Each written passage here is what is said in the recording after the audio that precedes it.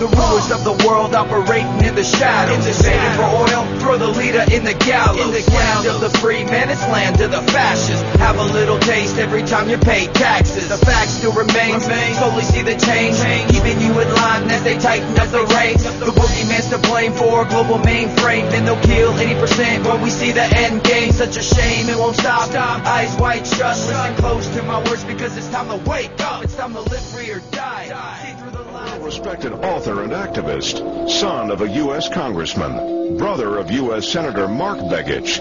He's been studying and investigating HAARP for the past 15 years. Now, I'm going to be honest, up until about 2 weeks ago, I'd never even heard of HAARP, and I find it a bit disturbing. Let's get to the nitty-gritty on this.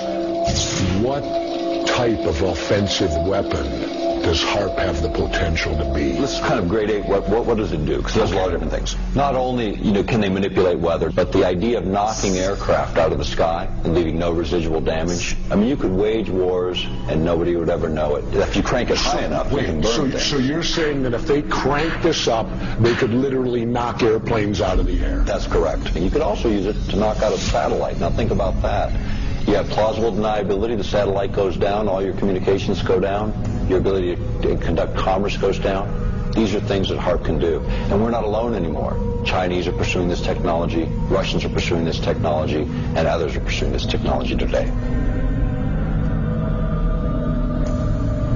We got possible weather manipulation through the whole world. Right. Now, could it cause hurricanes and earthquakes? Well, that's very possible. Many scientists believe this.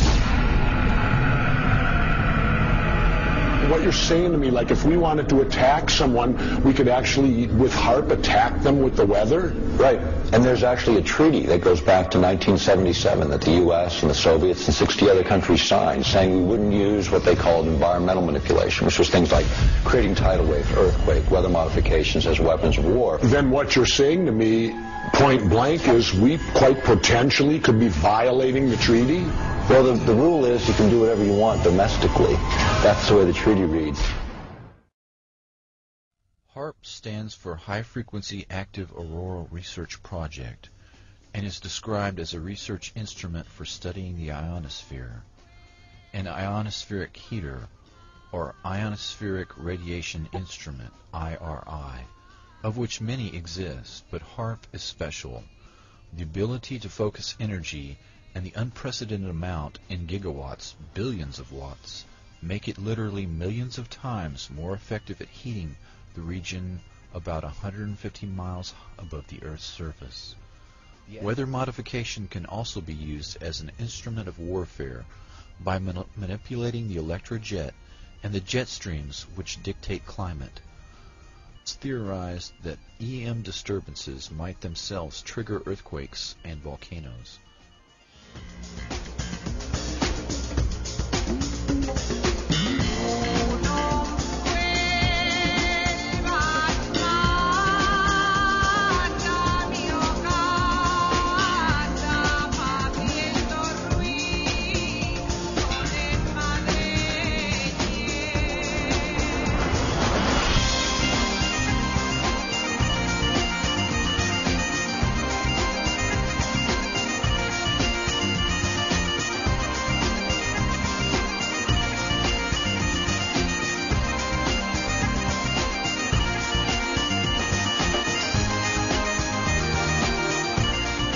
France has accused the U.S. of occupying stricken Haiti, saying its military surge is hindering the relief effort. The French minister in charge of humanitarian aid has asked the UN to clarify America's role in the country. He says after assuming charge of Haiti's main airport, they've been turning away emergency supplies in favor of military planes. Well, the charity Doctors Without Borders backed his call to the UN, saying lives were being put at risk. U.S. commanders insist they agreed to give priority to aid shipments last night after UN intervention.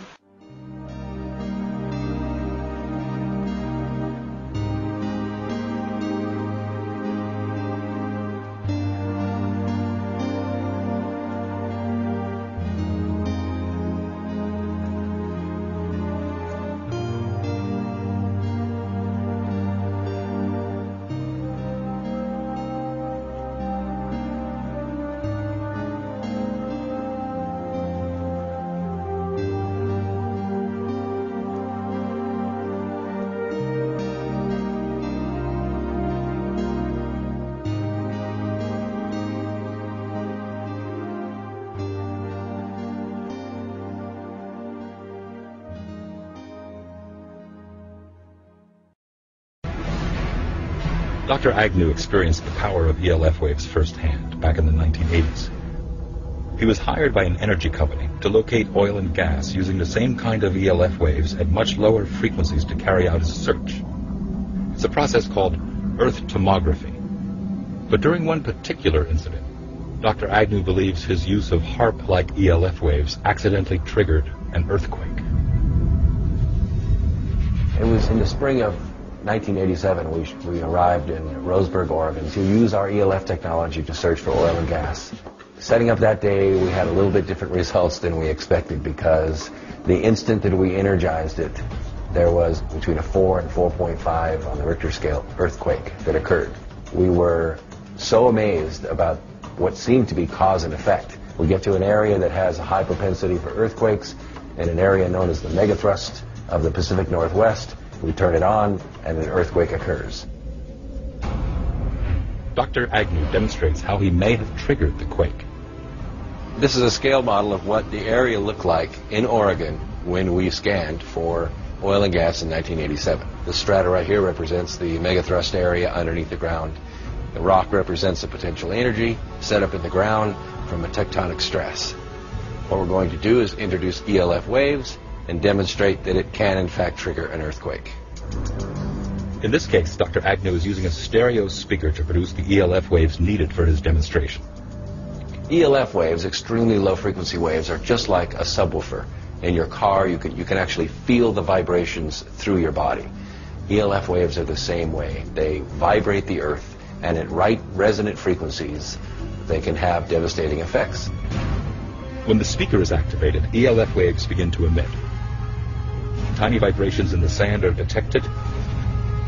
Then a few seconds later, the rock representing a fault line shifts. As you can see, in a very few seconds, the resonant frequency built up in our model released the potential energy in the rock. That concussion, on a real scale, would have been felt for 100 miles. These conditions are already set up in the ground. All it takes is the activation energy to make the release happen.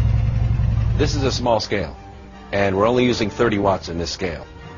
When HAARP's broadcast array in Gakona, Alaska sends pulses of ELF waves into the ionosphere, the waves get reflected back down and pass through the Earth and ocean. If 3.6 million watts of ELF waves were purposely or accidentally aimed at an already unstable fault line, it could, according to Dr. Agnew, cause a tremendous earthquake.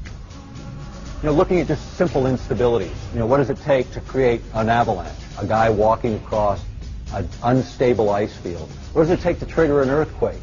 The right signal coming in when the pressures are already built up and they're at their threshold. That feather, and in our case that hammer, releases that energy.